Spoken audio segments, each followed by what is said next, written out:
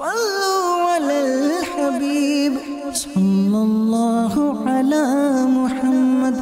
صلی اللہ علیہ وسلم۔ رونے والی آنکھیں مانگو، رونا سب کا کام نہیں ہے۔ رونے والی آنکھیں مانگو،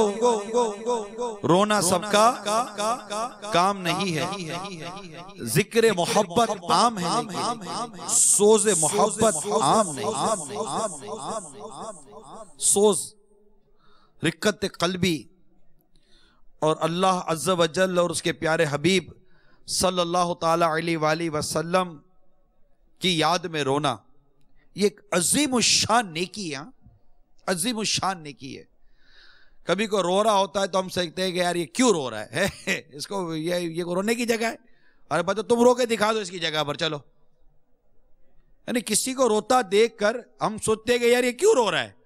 یہ اتنا کیوں روتا ہے، بعض لوگ کہتے ہیں یہ اتنا کیوں روتا ہے، ٹھیک ہے تم تھوڑا سا رو کے دکھا دو بھائی۔ اب رونا بھی تو کیا مطلب کوئی پری پلاننگ روئے گا، کوئی پری پلاننگ روئے گا، سوچ کے جائے گا کہ آج آدھا گھنٹہ رہوں گا میں، آج نہ میں 15 منٹ رہوں گا، آج میں 12 منٹ رہوں گا میں۔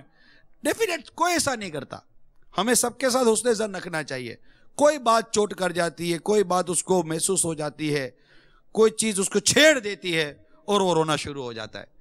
کسی کو مدینہ یاد آ جاتا ہے، کوئی اپنی قبر کو یاد کر لیتا ہے، کسی کو نزا کا وقت یاد آ جاتا ہے، کوئی اپنے گناہوں کو یاد کر لیتا ہے، کوئی کسی وجہ سے بھی رو پڑتا ہے، کسی کی آواز میں اتنا سوز ہوتا ہے کہ اس کے اندر باہر ہلچل مچا کر رکھ دیتا ہے۔ تو اب رونا آ گیا تو اس میں یہ کبھی کہ نہیں ہونا چاہیے کہ یہ کیوں رو رہا ہے، بلکہ حقیقت یہ ہے کہ اگر تمہیں رونا نہیں آتا تو اسی پر رو، اسی پر رو کہ مجھے رونا کیوں نہیں آتا۔ یہ بھی رونے کے لیے کافی ہے کہ مجھے رونا کیوں نہیں آ رہا۔ اتنی رونے کی فضیلت، اتنی رونے کی بہاریں، اتنے رونے کے بارے میں حکایت واقعات ہمیں ملتے ہیں۔ سنو، سرکار مدینہ صلی اللہ تعالی علیہ وآلہ وسلم نے ارشاد فرمایا، خطبہ دیا، میرے آقا صلی اللہ تعالی علیہ وسلم نے خطبہ دیا تو حاضرین میں سے ایک شخص رو پڑا۔ یہ دیکھ کر میرے پیارے آقا صلی اللہ تعالی علیہ وآلہ وسلم ارشاد فرمایا، اگر آج تمہارے درمیان وہ تمام مومن موجود ہوتے جن کے گناہ پہاڑوں کے برابر ہیں تو انہیں اس ایک شخص کے رونے کی وجہ سے بخش دیا جاتا، کیونکہ فرشتے بھی اس کے ساتھ رو رہے ہیں اور دعا کر رہے تھے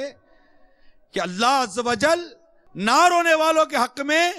رونے والوں کی شفاعت قبول فرما۔ یہ دیکھو رونا ہے۔ اب کوئی رو رہا ہے، کیا پتہ اس کا رونا اللہ کی بارگاہ میں قبول ہو اور اس کے رونے کی وجہ سے اس کے درجے بلند ہو، اس کے دیکھ کے جو رشک کر رہا ہو، کیا پتہ اس کا رشک کرنا اللہ کو پسند آ جائے اور اس کو رونے کی توفیق نصیب ہو جائے۔ الحمدللہ عز و جل دعوت اسلامی کے محکمے کے مدنی ماحول میں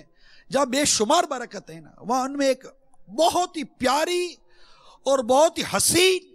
اور بہت ہی پرکشش بات یہ ہے کہ یہ ماحول اللہ اور اس کے رسول کی یاد میں رونا نصیب کر دیتا ہے۔ مدینہ مدینہ کر کے بندہ روتا ہے۔ جو غم روزگار میں، غم دنیا میں روتے تھے، دعوت اسلامی کے مدنی ماحول میں آئے تو انہیں خوف خدا میں رونا نصیب ہو جاتا ہے۔ کئی ایسے اسلامی بھائی ہیں، اعتکاف میں ملتے ہیں، دیگر اجتماعات میں ملتے ہیں، بین الاقوامی اجتماعات ہوتے تھے اس میں ملتے ہیں، کئی اور مواقع پر اسلام بھائی ملتے ہیں، ہم کبھی نہیں روئے تھے۔ مدنی چینل پر میں نے بعض بہاریں دیکھی، اعتکاف سے فارغ ہونے کے بعد اسلامی بھائی نے اپنے تاثرات دیے، کہتے ہیں کہ مطلب وہ رو رہا ہے، اسلامی بھائی اعتکاف کے بعد رنگین کپڑے پہنے ہوئے رو رہا ہے، اور رو رہا تو کہہ رہا ہے یوں، میں رو رہا ہوں اور مجھے یقین نہیں آ رہا کہ میں رو رہا ہوں۔ یہ ایسا روتے ہیں کہ اس کو یہ یقین نہیں آتا کہ میں رو رہا ہوں۔ اب کسی کی سمجھ میں رونا نہیں آتا تو میں یہی کہتا ہوں کہ یہی رونے کے لیے کافی ہے کہ تم رو کہ تمہاری سمجھ میں رونا نہیں آتا، کہ اس کی فضیلت کتنی ہے، اس کی بہاریں کتنی ہیں۔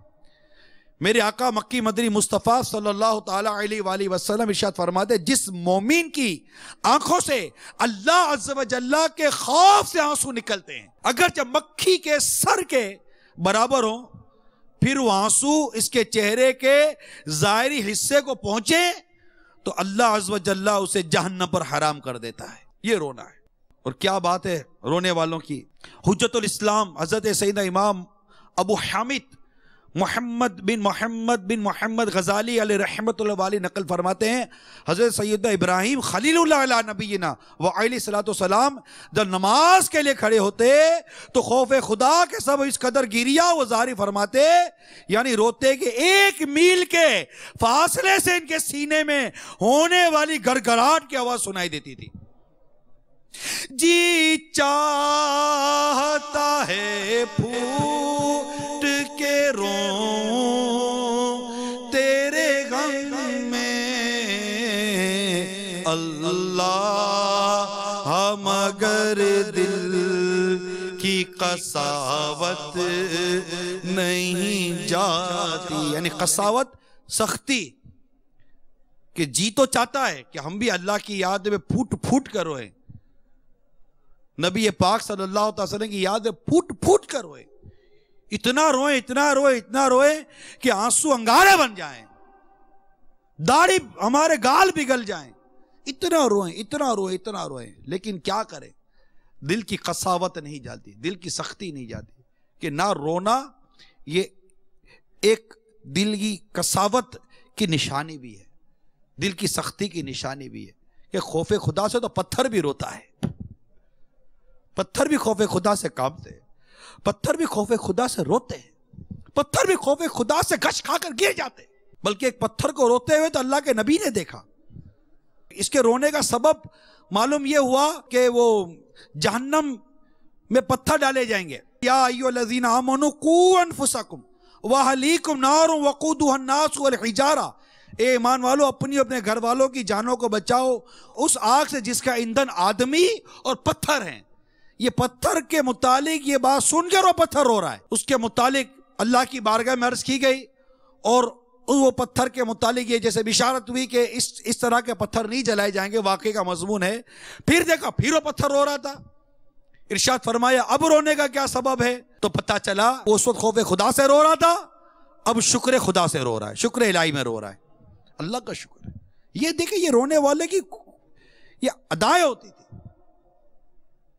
روتے تھے، اللہ اور اس کے رسول کی یاد میں روتے تھے۔ ارے وہ تنا جسے سرکار صلی اللہ علیہ وسلم ٹیک لگاتے، ممبر شریف جب تعمیر ہوا، آقا صلی اللہ تعالیٰ علیہ وآلہ وسلم جب ممبر پر جلوہ فرمایا تو وہ درد کا سکھا تنا فراق رسول میں رو رہا ہے نا، رونا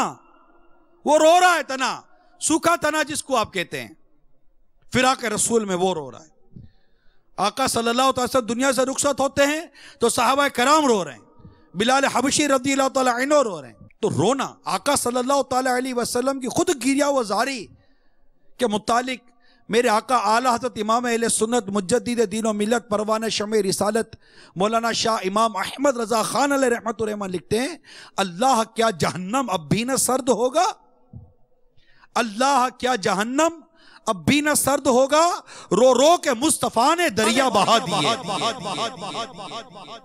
گریہ و زاری فرماتے تھے میرے آقا مدینہ صلی اللہ تعالی علیہ وآلہ وسلم۔ صلو علی الحبیب صلی اللہ